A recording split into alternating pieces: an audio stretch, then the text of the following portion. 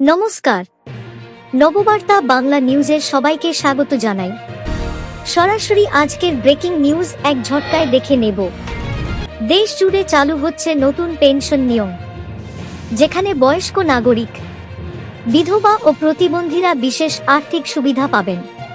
15 April থেকে শুরু হওয়া এই প্রকল্পে ইপিআরও এবং এনপিএস সুবিধাভোগীরা বাদে দরিদ্রসীমার নিচে থাকা মানুষেরা উপকৃত হবেন। প্রতিদিন সঠিক খবর নিয়মিত শোনার জন্য সাবস্ক্রাইব করুন নববার্তা ইউটিউব চ্যানেলটিকে। ফিরে আসছি খবরে। দেশ জুড়ে নতুন পেনশন নিয়ম কার্যকর হতে চলেছে। যারা বয়স্ক নাগরিক, বিধবা এবং প্রতিবন্ধী তারা এবার পাবেন বিশেষ আর্থিক সুবিধা।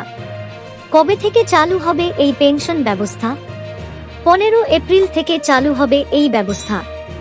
নয়া নিয়ম চালু করতে মোদী সরকার উন্নয়নের স্বার্থে আনা হচ্ছে এই পরিবর্তন। কেন নতুন নিয়ম? নতুন পেনশন বিধি অনুসারের পিছনে নির্দিষ্ট লক্ষ্য আছে। এই পেনশন ব্যবস্থাকে আরও ন্যায়সঙ্গত এবং দক্ষ বণ্টন করার জন্য এই পদ্ধতি চালু করা হচ্ছে। কাদের জন্য পেনশন? এই পেনশন ব্যবস্থা চালু হচ্ছে সমাজের প্রবীণ নাগরিক, বিধবা মহিলা এবং প্রতিবন্ধীদের জন্য, যারা সমাজে দরিদ্রসীমার নিচে, অর্থাৎ যাদের বিপিএল কার্ড আছে। কারা পাবেন এই সুবিধা? যাদের ইপিআরও এবং এনপিএস এর মতো অন্যান্য পেনশন প্রকল্পের সুবিধা নেই, তারা এই সুবিধা পাবেন। এই নয়া প্রকল্প দ্বারা লক্ষ লক্ষ মানুষ সুবিধা পাবেন। বয়সের সীমা কত হতে হবে?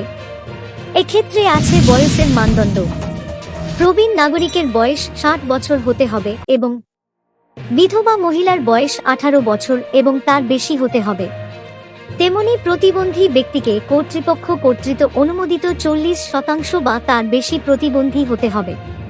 কি কি বিশেষ ব্যবস্থা থাকছে এই নতুন ব্যবস্থায়?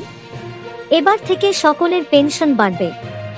আধার এবং মোবাইল ওটিপি ব্যবহার করে আবেদন এবং যাচাই করা যাবে। ট্র্যাকিং এর জন্য একটি নতুন ডিজিটাল পেনশন পোর্টাল চালু হয়েছে। বাড়তি সুবিধা, তেমনি 7 তারিখের মধ্যে পেনশন ঢুকবে। 80 বছরের বেশি বয়সীদের জন্য অতিরিক্ত আর্থিক সহায়তা মিলবে। ট্রান্সজেন্ডাররা বিশেষ সুবিধা পাবেন। ডিজিটাল পেনশন 15 এপ্রিল চালু হচ্ছে সরকারি ডিজিটাল পেনশন। আপনার আধার নম্বর ও মোবাইলে আসা ওটিপি দ্বারা অনলাইনে রেজিস্টার করুন। আবেদন পদ্ধতি: এই পেনশনের জন্য আবেদন করতে হলে আপনার গ্রাম পঞ্চায়েত বা নগর স্থানীয় সংস্থা অফিসে যোগাযোগ করুন। অনলাইনে আবেদন করতে পারবেন। এই ছিল এখনকার সংবাদ প্রতিবেদন। সবাইকে সাথে থাকার জন্য ধন্যবাদ।